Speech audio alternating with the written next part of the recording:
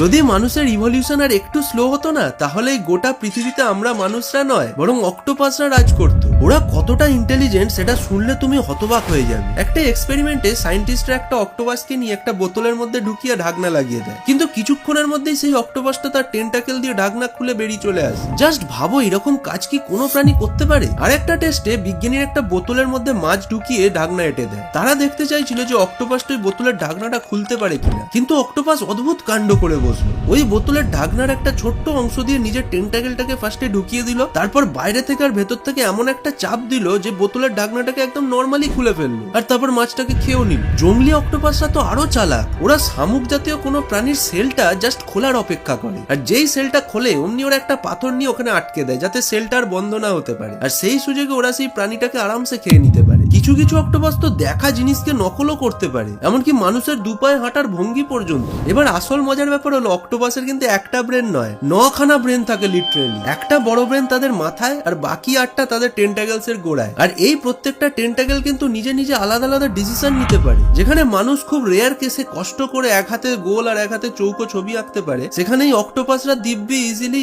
8টা টেন্টাকেলস দিয়ে 8 রকম কাজ করতে পারে। এবার প্রশ্ন হলো যে এই অক্টোপাস এত ইন্টেলিজেন্ট হওয়া সত্ত্বেও এরা মানুষের থেকে বেশি সিভিলাইজড হলো না কেন? কারণ ওদের আয়ু কিন্তু খুবই সীমিত, মাত্র 2-3 বছর বাঁচে ওরা। যদি ওরা পৃথিবীতে কোটি কোটি বছর ধরে রয়েছে, তাও মানুষের মতো দীর্ঘ যদি ওদের আয়ু হতো না, তাহলে হয়তো এই গোটা পৃথিবীর শাসক আজকে মানুষ নয় বরং অক্টোপাসই হতো। Like and subscribe.